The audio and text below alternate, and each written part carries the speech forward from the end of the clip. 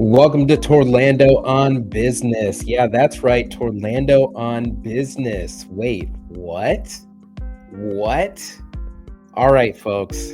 This is the new name of the show, Torlando On Business.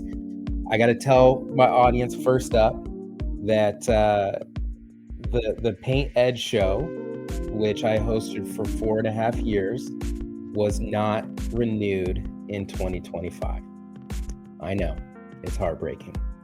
But I love podcasting and I love talking to my audience. I love talking to contractors.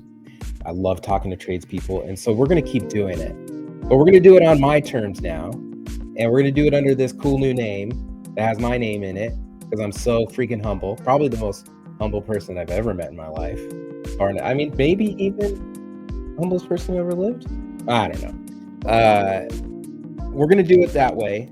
It's mostly just I'm not that clever, right? It's like, my name is Torlando. We're talking about business, Torlando Business. Okay. It's not that clever. So we're going to do this show. We're going to keep doing the show in a different way. Okay. We're going to do it in a different way. It's going to be similar content, but I'll be producing it. I'll be posting it out. And that's what we're going to be doing because I understand that as you are driving around trying to build your business, trying to get leads, trying to manage your crew, trying to keep your head above water, that sometimes it's helpful to have a familiar voice giving you the encouragement, coaching you along, bringing in smart people so that you can make good decisions in your business. Okay? I'm doing this because I love the industry. I'm doing this because I care about my people and I want you to succeed. So we're going to keep going. We're going to do it. Okay. All right. Let's talk about this show here. Okay. The format, like I said, is going to be the same, but where we'll be hosting it is largely going to be on YouTube and also your other sites. If you want to watch the video of this podcast, you're going to want to go to, right now we're going to Craftsman Painter on YouTube. Maybe I'll put out a new channel. We'll see. But right now it's going to be hosted on Craftsman Painter, which is my YouTube channel. And we will get it out on podcasts. Okay. The channels, the Apple and Spotify, all that. We'll get it out on there. We'll get it out on social media, Facebook and LinkedIn, all of those channels, so that you can stay subscribed and keep learning. All right, here we go. So today I've got a great guest. I've had, her name is Brittany Drozd. She's been on my show before. She's a wonderful guest. She's a very intelligent woman, very enlightened, I would say. I honestly believe that. Very enlightened in the space of leadership. And as I have been talking with my group, the Craftsman Painter Collective, and we have our bi-weekly group coaching calls. One of the comments was that I feel like I'm babysitting my people and I don't have the time to do it all. That's what she said. Wearing all the hats, so many different things that you could be doing, that you should be doing to run and manage your business. And all the while, all those things that you're like, okay, everybody tells me I need to work on my business. I work on my business, but I keep being sucked in. I keep getting pulled in, and my people always need things from me. And it seems like if I'm not there, they're not working, or it seems like if I'm not there, problems are happening, and I just don't know how to get them to perform.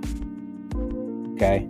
If that sounds familiar, this show is for you, because we are going to address that. And I know what you're talking about. I get it. I mean, I'm looking back even at this last week, looking at problems that I can't solve because I'm not there, and I'm relying on people, the people that I've delegated, and it's not happening. It's stressful. I've missed family dinners because of this. Okay, maybe you're relating to this. You're out on date night trying to, focus and be present, but the problem is persisting. You're getting messages, you're getting texts, you're getting calls. People don't know what to do. Okay, breathe. Breathe. Okay, we're going to find a way through. Brittany's going to help us out with this. We gotta get this show going. Okay, we gotta get this show going. Let's go ahead and do it. Let's bring on Brittany Drozd to the show. Hey, Brittany. Welcome to Torlando On Business. Thank you. Yes. You're doing it. I'm excited to be here. I'm doing it. Yeah. Congratulations. So thank you. Brittany, longtime friend here at this point. We met in the throes of the pandemic when the world turned virtual, and what a treat that has been. I enjoy your newsletter. I enjoy your content. And of course, I enjoy having you on the show. Thank you. Super happy to be back. Yeah. So in the intro there, and of course, before we were, talking, before we started recording, we talked about this idea of just the busyness and trying to, manage your people, but it feels like babysitting. What's the rub here? Why is this so difficult? Yeah, I totally understand that. And I think that I really love how you also, I guess, admitted or shared this also happens for you in your painting business. And I want to share that this also happens for me in my business. So as we're going to talk about the issues, as I'm going to make suggestions, I want you to know, like, I'm a human too, and I'm also an operator. And I think that that's so important to have that kind of context when, someone sits up here and gives advice, that I know what those hard conversations are like as well. But what is that about? That's such a good point. I think that oftentimes the launching a business, going off on your own, is like someone's dream, right? You've worked hard for someone else. You could do it. Maybe there's even ways you're like, I could do this even better. And then you get in it and you get in the throes of it. And it might be a little bit disappointing. It might be a little disappointing to realize there's so much, working on your business that needs to happen. There's there's people who maybe don't treat your business like the adorable, precious baby that it is to you. And that can be really disappointing. So I think it's really important, just honor where you're at. If you're having that experience of kind of disenchantment with this business, that there will be seasons like that, but it does change. It does change because whether you're in the highs of it or you're experiencing a low of it right now, it is a season. It will pass, and it'll definitely pass if you implement some of the things we're going to talk about today. So I resonate with that. I'm thinking about just this week has been such a doozy, and I've been, trying to stay on top of things. And I'm telling you, there have been seasons in my business life where my week to week looks like, 10, 14 hours, and I'm running a business on a part-time schedule, that I had seasons like that. I'm not in that season today, and it ebbs and flows, This last week, I'm fighting to not work after the kids go down, and I'm failing that fight, and I am pulling out the laptop, and I'm just trying to catch up. And so that busyness it's real, it's palpable. It doesn't end when you're an entrepreneur. And then it's just like, oh yeah, I also have people to manage and take care of and do all of this. So I'm really resonating with this right now. Good. Great. Right. And then we get to this place, like you illustrated the point of what happens when we feel like we're babysitting. And I think that, that word is really loaded, right? Like that word means something. We're not, and so people will use terms like, maybe I feel like I have to micromanage, or babysit insinuates that I have to like sit on the problem, or I have to stand there and stare at it. I have to fix it. I have to supervise something that I think is kind of below where I should be spending my time. And it also insinuates that that person isn't capable of existing in this business system without that level of supervision. So there's a few things happening there that we have to pull apart. And we have to understand that, like, the entrepreneur is having an experience, that employee is probably also having an experience too. And it's very likely that the way those two individuals see that very problem are quite different. Yeah.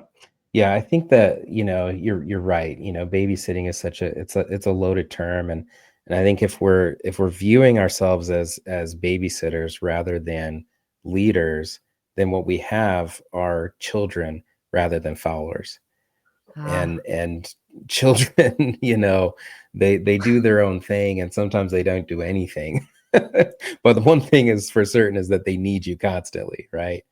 So right. how do we make that mental shift? Right. That's a really great point. Like if you're entering into this equation believing that this person eh, operates like a child, then you have set up a certain type of like expectation. And believe me, if you feel that or you think that somewhere in your body, other people can sense it. Mhm. 80% of communication is nonverbal. You are Right. sending a signal, whether you like it or not. The very best thing you can do is address that story that you have around that person, that narrative you're telling yourself, whether you believe they're showing up that way, like whether that's good or bad. Like you're creating a story. And the more you believe that story, the more challenging the situation becomes. Usually, this has happened when people say those words. There's already been maybe weeks, if not months, of unspoken feedback that that leader might Mhm. have for that team member. They either haven't Right. found the time to give them that feedback, or they don't really Right. know how to address the Right. problem. But usually, when people use words like that, there's like a resentment, there's a buildup Mhm. of things that have happened that have now made that owner or that entrepreneur frustrated. Yeah, yeah. I mean, because it sounds like it's just more loaded than I don't have time to babysit these people. I don't have time to do all of this because I have so many other things that are on my plate. Is it a time thing? Like I don't have the time to give them this, and they just need to do it themselves? Or is it a skill thing? Is it my development as a leader? Yeah, that's a really great question. I often ask my clients that when they come to me expressing this kind of frustration. And we use this like skill will assessment to try to understand where is that person having a challenge? Is it that they don't know how to do it, they don't have the skill, or they're not Mhm. motivated? And so it's a two Mhm. axis kind of graph there, and we're trying to understand where they fall in those 2 points. And therefore, there'll be a certain type of action we can take to counteract that. But when that's happening, right? There's also a skill will matrix for you, the leader. Mhm. Do Mhm. you Mhm. have the skill to address Mm. this individual and give them that level of feedback that they need to make actionable difference? Do you have the will? Like, are you motivated enough to do it Right. yourself? So there's two kind of assessments that we have to like pull apart and make. And that's this is the first place we go wrong, is we're frustrated, but then we write it off. I don't even have time to manage this. You Right. can't afford not to manage this problem. It's Right. not going Right. away. Just like a Right. child, if we tolerate it and we don't tell our child to do something differently, they're not going to do it differently the next day. Right. Because Yeah. the Yeah. subliminal messaging or the non-vocalized messaging is that this is okay. Right. Because often Right. that frustration you're experiencing is a lot of internal experience.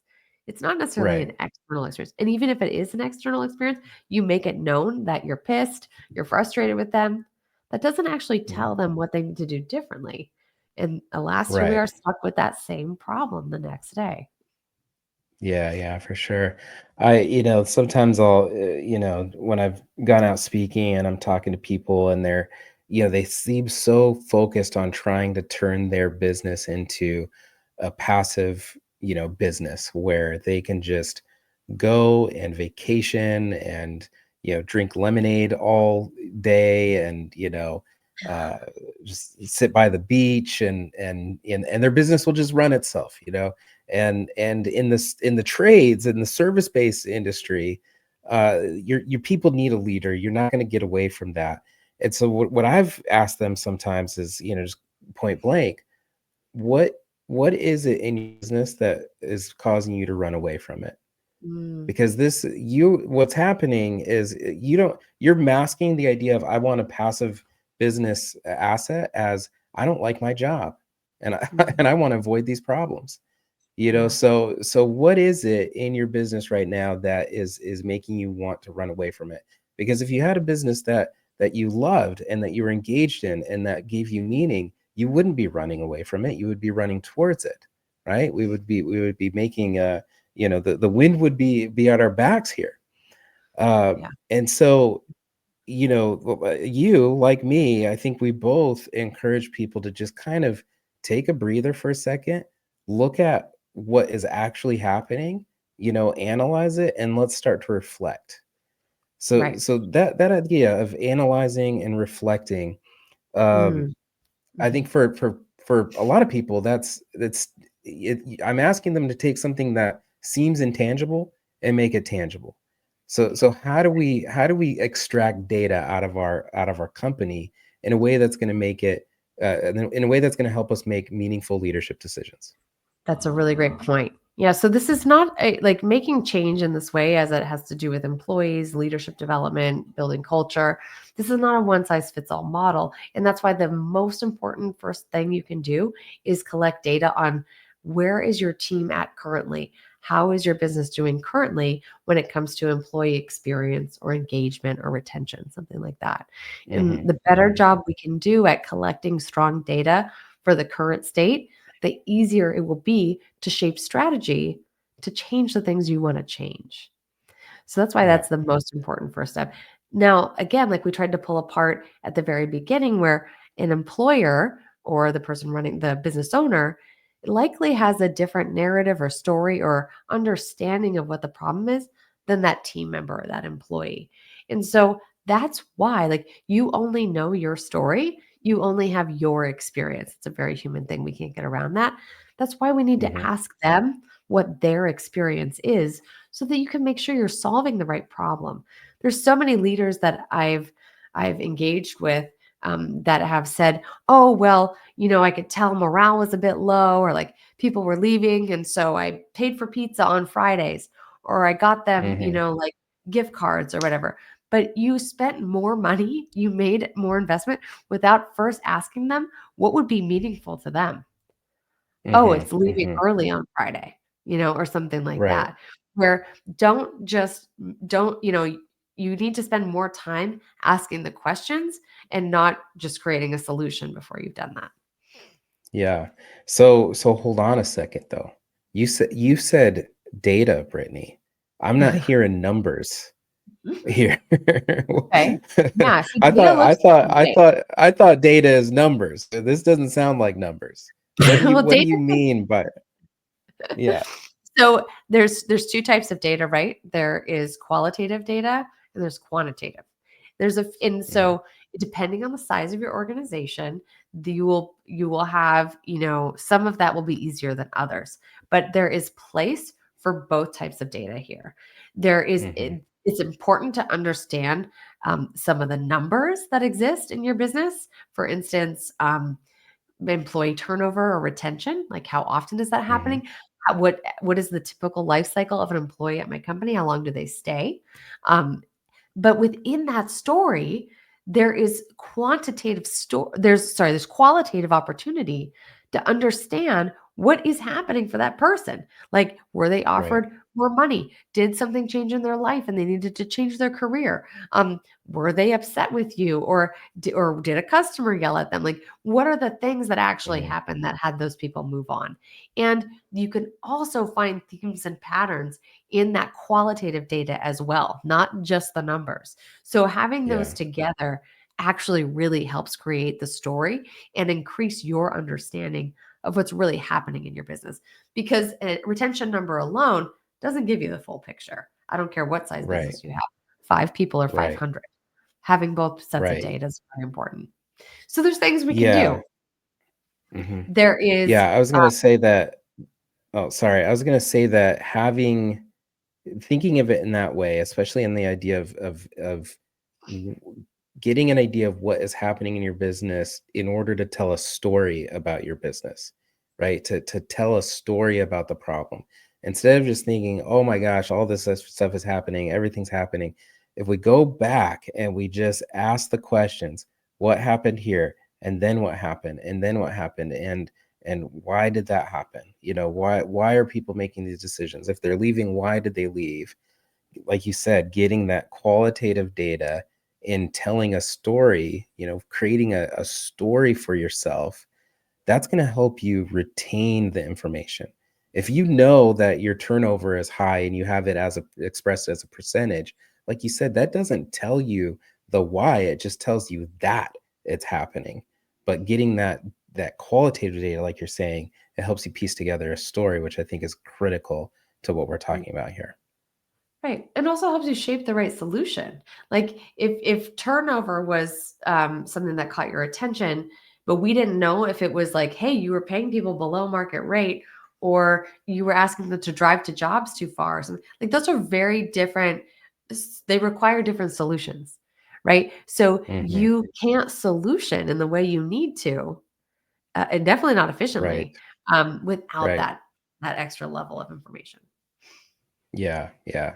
Well, and trying to move forward, through your problems without having a baseline understanding of what the heck is actually happening is just you're gonna keep going down these paths, making decisions somewhat blindly, and then you're gonna end up in the same place, wondering why it didn't all work. And so I guess my next question here is as we move from, okay, we've analyzed the situation, we've reflected on it, we've captured that data on why our life is like it is. How do we move forward? How do we put together a plan and a strategy that is going to change our status in life? Yeah, it's a really, really great question. So once you have these numbers and then these, stories to go with it, it's really important to look for your themes. So what's standing out from you from a numbers place, and are there themes in your responses that you're getting from those more qualitative answers or stories, right? And you want to only just pick a few, because otherwise you're going to get incredibly overwhelmed, and you don't want to do a little bit of everything. You want to do one or two things really well, and then we Hmm. we we make surveying our people a regular practice, so that we really do stay Hmm. in touch and connected to that experience on an ongoing basis. So in order first you want to understand those themes, then you want to look at, what's my business strategy? So likely, if you're listening to the show and you get great advice and hear from experts, you know that it's not a bad idea to have a business plan of some sort. That can be as basic as like, hey, I have a target I'm trying to reach for revenue this quarter, or I have, a marketing plan. I'm hoping for it to perform this way with this kind of generating new leads, or I'm hoping to grow my team by a certain size. All of these things, and then even more detailed, qualify as your business strategy. So you want to Hmm. look at that Hmm. and say, hey, how does that measure up against what I just heard from my team? So if you had a goal to grow your team because maybe you were getting a lot of new jobs or leads your direction, but your employee turnover was quite high, I would say that's going to be a problem for you. Like, do Yeah. not build a skyscraper on a broken foundation, because that's exactly Right. what you will just exacerbate a problem, and you will have a lot of headaches along the way. You need to fix that first before you scale that, right? So, Yeah. in order for you to achieve the very goal you've set, we now have enough information to identify, oh, I need to really look at what is happening with employee experience here before I try to grow, right? So that Yeah. is Yeah. taking your business strategy and marrying it to your people strategy. If those things are disparate, if they live separately, it'll be Hmm. really challenging to achieve those business goals you had, and you'll likely attribute it to the wrong things. Why didn't customers stay? Why didn't they give us bigger jobs? Why weren't they as satisfied? right? Instead of now Yeah. you start with the good data, you solve the problem early, and then you scale on top of a really solid foundation because you solved those problems earlier. Yeah, exactly. I recently finished a book called Teams That Work. I'd recommend it. It's really it's research backed. It's a really solid book. And two of the things that stood out to me in the book, which I think apply right here, are this idea of sense making and shared cognition, which were new terms. There's kind of new terms. Like I know the words individually, but together and in context, it's like, what does that mean? And so this idea of sense making is, well, if you flip those words around, it's the idea is like, I have to make sense of this problem that's in front of me. And sometimes you have so much data, you have so much information, you have so many ideas, you have so many different directions that you could go in. And especially as an entrepreneur, I mean, it's like you're at the helm, you're steering the ship, so you can take it wherever you want to, and the ocean is huge, right? And so you have no idea where you want to take this.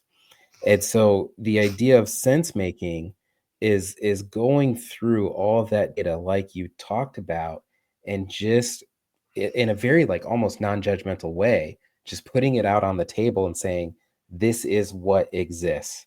And now I need to do the job of sorting, categorizing, finding patterns, finding themes, and just dialing into what is the real problem and what is a viable solution, and then going and then it's the same process. It's like, okay, this is the core problem, but there are so many different solutions. Well, I have to lay all these solutions out on the table, and I have to make sense of them, and I have to sort them, and I have to categorize them, and I have to whittle them down to the one that makes the most sense, and turn it into a strategy.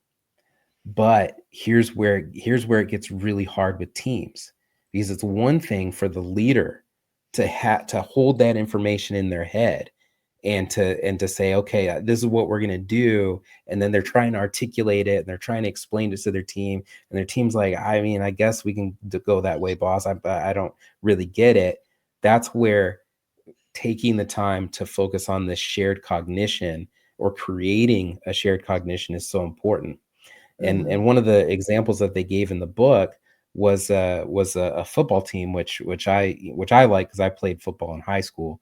But the the idea is that when you have a play going on, you have no idea what that defense is going to do. Let's say you're the offense, you have no idea what that defense is going to do. They might pull some stunts, they might do some blitzing. They've got a lot of tools in their arsenal, and as a team on that offensive line, you have a split second to make a decision that's going to be in alignment with everybody else. Because if Mhm. if you make a decision here and your guy makes a decision here, and it opens up a gap, then all of a sudden the play is blown up, right? So a team that has shared cognition, they're going to be able to understand the problem that's happening. They're going to be able to make decisions that are harmonious, because Mhm. they understand one another, and they're playing from the same playbook, right? And as a leader, it can be difficult to get that stuff that's up here up in your head, and to get it out into others. And I think Mhm. that's a big piece of strategy, is helping your team come into an alignment. So Mhm. so how do we create that shared cognition, Brittany? How do we align our team with what we want to have happen as a leader?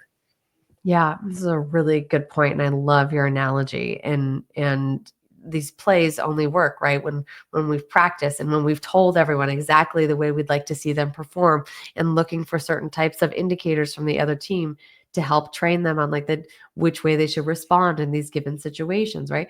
We're trying to do the Right. exact same thing as entrepreneurs and leaders, right? We're trying to prepare our team on how to be successful. And really, that's your number one job as a leader, is to eliminate obstacles for them being able to exercise in their fullest potential. You hired them Mhm. because they had skill sets that aligned with what you're trying to achieve. Now, Right. just make sure the roadblocks get out of the way. Excuse me. And so, one of the ways we do that is by after you've done that sense making, which is a really great term after you explained it, is to share that out.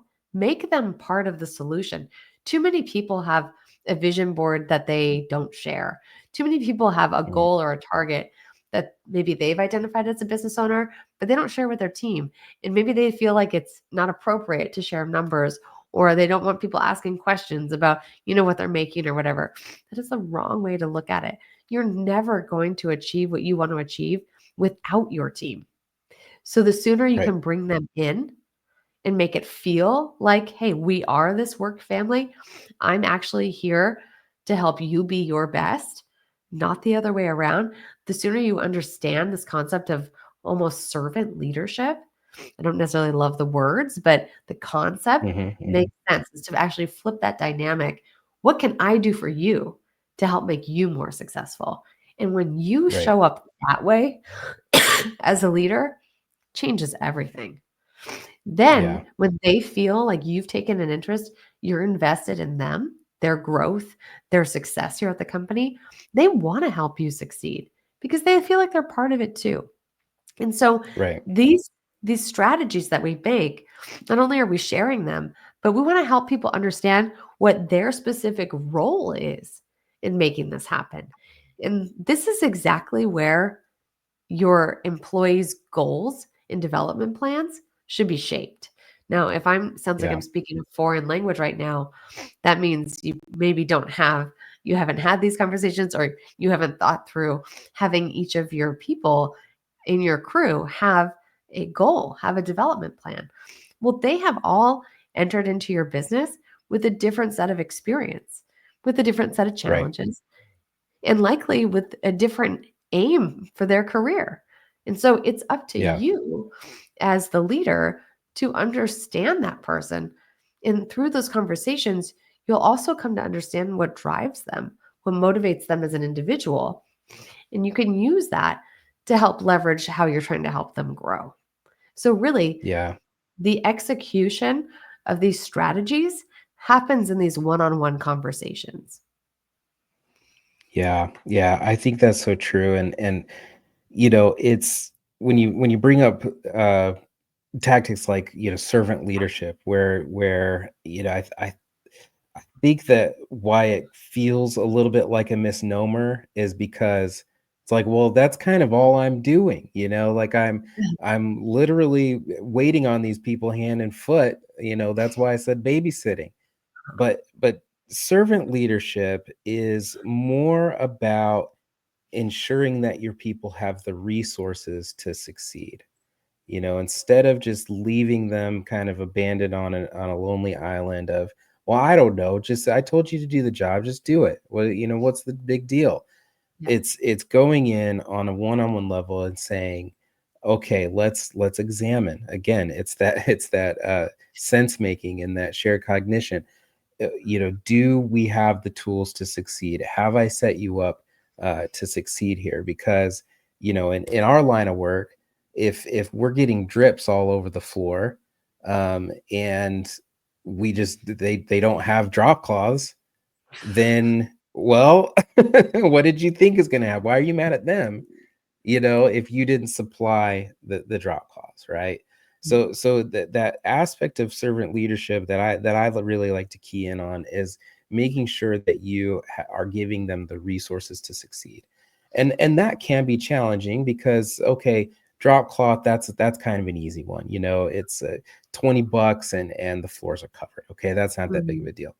Yeah. But if you're leading a sales team or a marketing team and you just don't have the resources for a big marketing budget and you don't have the leads for them, then how do you operate around that constraint? How do you Mm. how do you serve them? Well, there are other things, you have to get creative there. But what I like about what you're saying here is you have to include them.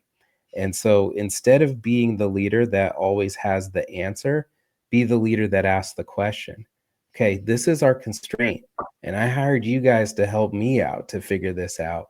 This is our constraint. I can't do anything about it because we just don't have the resources for it. How can we solve this Mm. problem? What are Yeah. your ideas? and bring them into it and bring them into the problem solving, that's the best way to create that shared cognition. And ultimately the only way that they're going to be willing to do that is if you ask and respect their opinion. You have to create a psychologically safe environment to where when they raise their hand with an idea, they're not worried that it's just going to be shot down and that they're going to look stupid in front of everybody. You have to be willing to go in a different direction, honestly, than what you thought, in order to get your team to be more engaged and become more helpful. Yes, really, really strong points. I'm glad you said the word psychological safety. There's a lot of places people aren't willing to kind of go there and try to even stretch to understand, like, why is that important? But it's true. If there's an environment where you're afraid to make mistakes, then you're not going to get a lot of feedback. Not going to get a lot Right. of your surveys answered. You're right. So this starts with like you being genuinely curious, you wanting to bring your team in.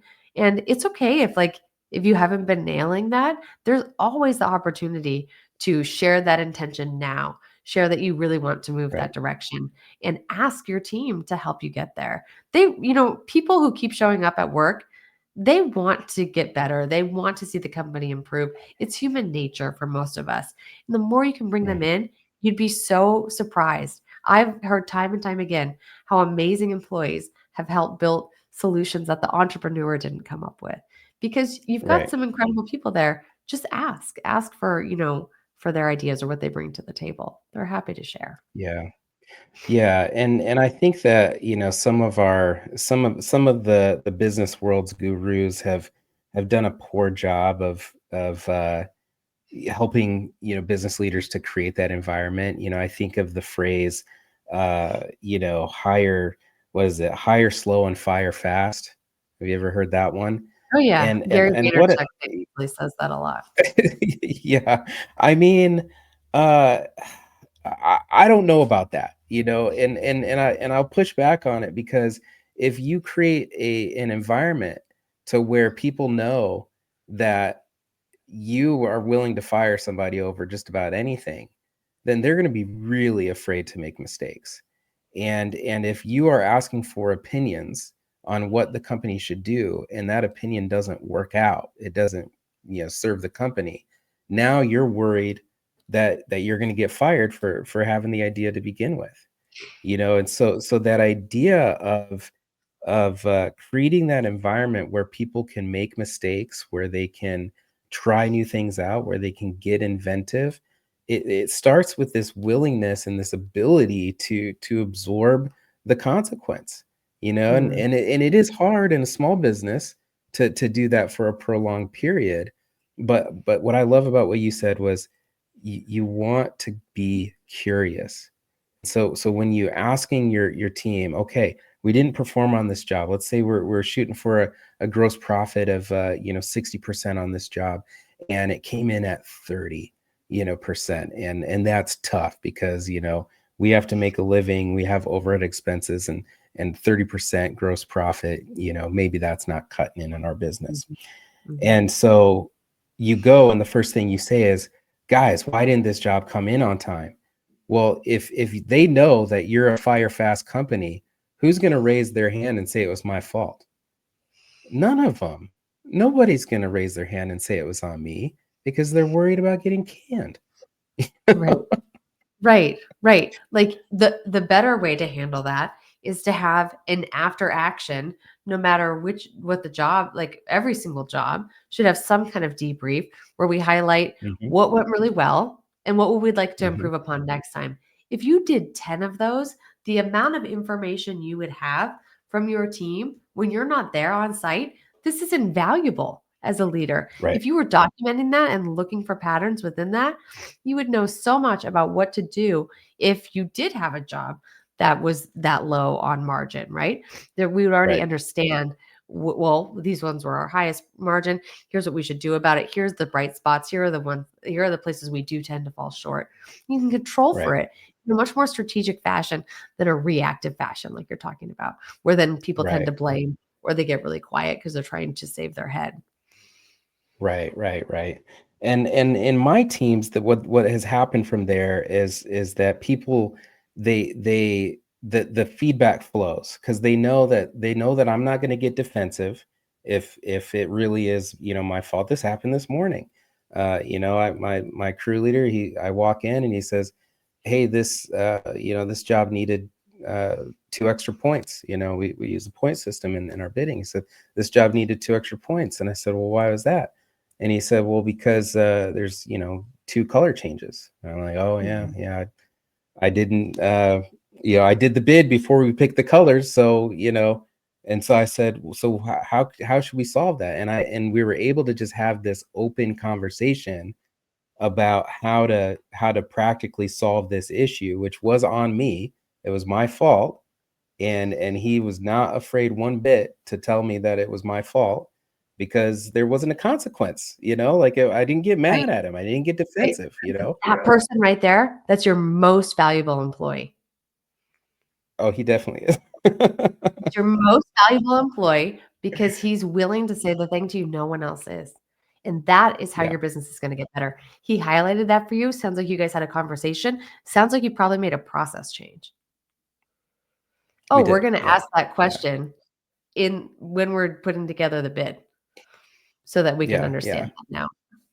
Yeah, and he had at least 2 ideas for me on how to change that process. And I was like, Awesome. "Yeah, these are valid process changes." Compare Mhm. that to a job, last week, that's been stressing me out, where it's a new crew, and they don't, we haven't fully implemented all the processes, so we're still figuring things out.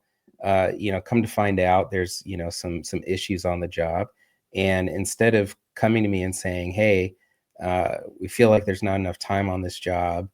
Uh, we want to do it. We want to finish the job and do a good job, and all of that, but there's not enough time. What can we do?" They just rush through it and try to finish it in time, within the Mm, prescribed time, and mhm. and it caused problems.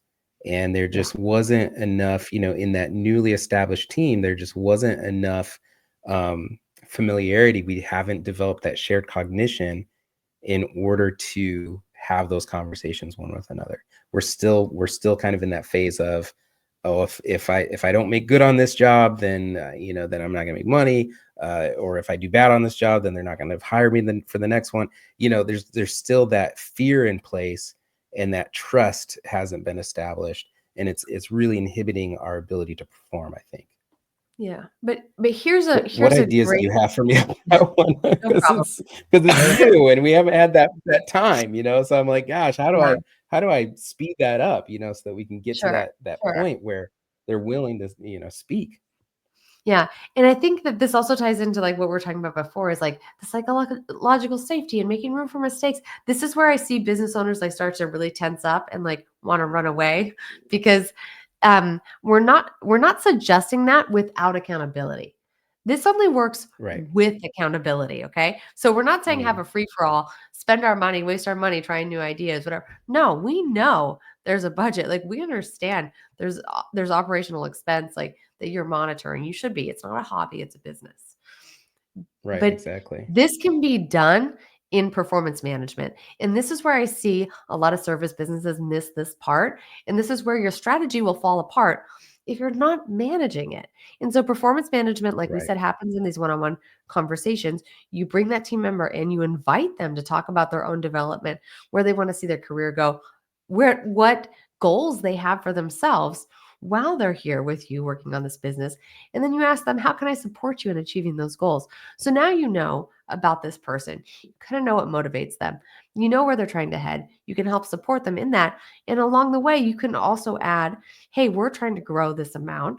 I'd love to see you become a manager. Mhm. Here are the things I want to see from you in order to get there. Mhm. Here's about the time frame I'm looking to see that happen in. Would you be open to trying out a foreman position? Would you be open to, Mhm. Mhm. starting to take on some more responsibilities? Here's how this will look. I want you to track the time for your crew, right? And this is how Yeah. that's going to look. And then the next conversation, they should be presenting to you what they did, where were they successful, where do they need your help, where were there challenges they weren't anticipating, or did they fail at it completely? And then you can handle the Right. conversation from there, right? But you don't get managers overnight. You don't get, awesome leads out of nowhere. You need to develop them. But I hope that, Right. what I just said breaks down for you how that gets built, how it gets built collaboratively so that there's way more buy-in in it actually being executed on, and how there's continuous feedback that's happening in both directions to help drive that result. And that's how you go from like where you're at, understanding the data of exactly where you're at, shaping a strategy, tying it to the actual people and how they need to be developed in order to execute on that strategy, and then actually like monitoring and driving that to that achievement by having those one-on-one Yeah. conversations along the way. Yeah, I mean, that reminds me of, back when I think I must have been like 20 years old or so, and I, had a leader who was he was coming down on me a little bit. I mean, there's feedback. He was giving me feedback. It wasn't easy to hear, but it wasn't done in a bad way. Like, he was a very seasoned leader, and so it was just a tough conversation is all it was, and he needed me to step things up. That was the deal. And I remember the turning point, and he was almost like, it wasn't like pure exasperation, but it was just like kind of this moment of like, come on, man, and what he said was, he said, "Torlando, I'm trying to prepare you to become a leader here." And and so in that moment, what I realized was, oh, he's not just dogging my performance. He's telling me what I need so in order to rise up to the next level. That's what I Yes. need to do. If I want to become a leader, then I have to do these things. And that was a turning point for me. It didn't take long for me to get in gear and to get that leadership position. It happened pretty quickly after that, but he was just so deliberate and in giving me the feedback with an end. There was a purpose to it.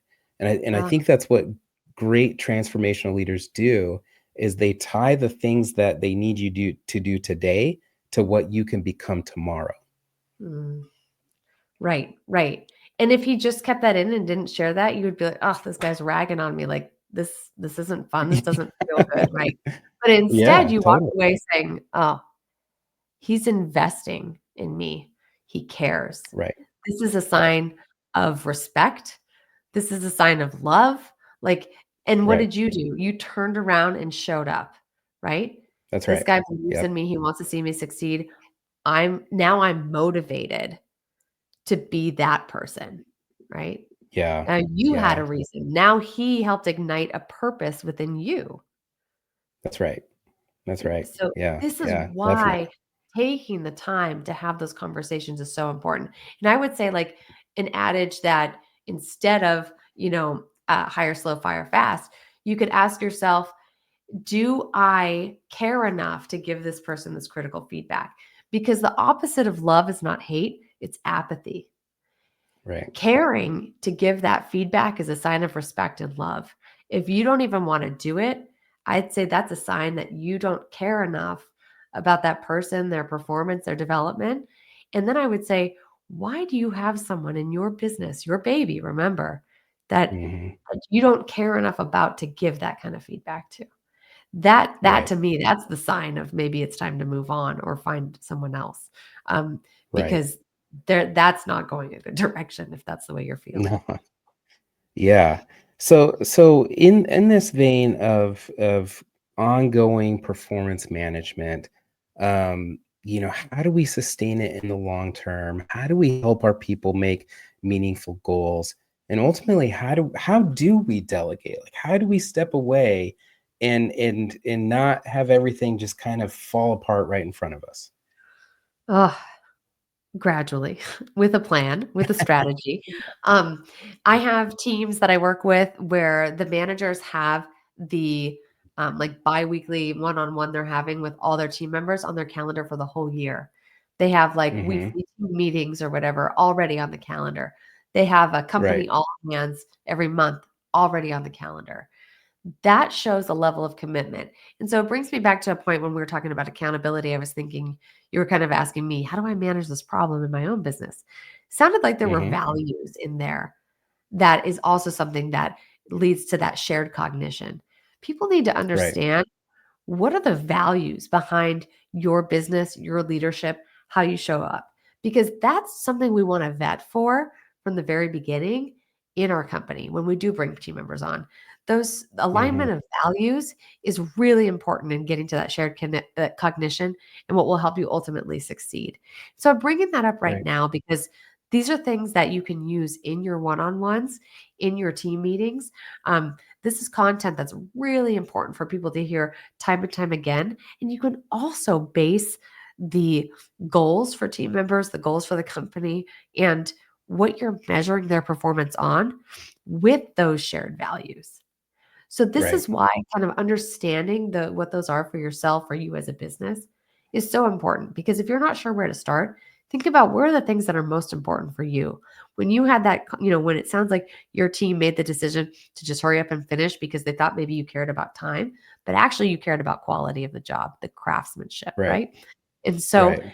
they understood that that was value number one, priority number one. They could have maybe made a better decision to say, you know what? We think that Torlando wants us to slow down and do this the right way, but let's call and check. Right. Right. Right. Right. And Yeah. that's Yeah, a for sure. value statement. Yeah, it's I call it kind of I call it a big P little p conversation, you know. The big P is principle, what's the principle? The little p is what's the process. Mm, And the big P is there for when you don't have the little p. You know, if you don't have a process in place, if you haven't seen something before, if it's uncharted territory, the principle is going to help you and your team make decisions in the moment for when process might fail. right, But that doesn't mean that you don't need process, because there's enough in business, especially in trade businesses, that is routine, to where, okay, we've done this enough, we actually know the fastest and most efficient way to do it. And so we can figure out the efficiency part, but if we don't have that principle of quality first, productivity second, then we're gonna run into those issues. And if you right, don't take that time, like you said, to create that shared cognition, the goals don't matter. You know, the goals can get in the way of the outcomes that you need, because goals are oftentimes, and sometimes mistakenly, they're sometimes mistakenly incentivized. And so if you put a financial incentive behind a goal, the team's gonna figure out how to game it. They're gonna, it just, wherever you put your money, that's what tells people what's important to you.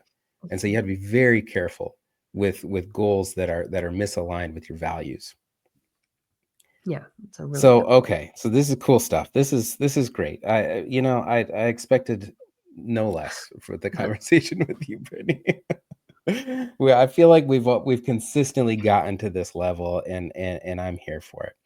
So Brittany, as we're kind of coming to the conclusion here of our conversation, um, what would you say is the difference between somebody's business who has some of this stuff figured out? They've figured out that, okay, we need to look backwards in the rearview mirror and be curious before we're judgmental, right? Be curious before judgmental. Analyze what's happening, reflect, come up with a strategy to where we're coming into an alignment, we're practicing better leadership skills, we're having one-on-one conversations, and we're sustaining a better business, better performance. You've got clients who have done this, and you've got clients, I'm sure, who are not there yet. What's the Sure. difference maker? What does their life look like? Yeah, I mean, I think, well, what their lives look like. One is a lot more organized and predictable, and is better leveraged. Um, Hmm. and the other is is a different fire they're putting out every hour, right? And I think, the question is, how did we get there? And And I would say that there's a matter of discipline. There is a skill and will you have to ask yourself. Like, if you now have a pathway to how to do this, when are you going to decide to choose you?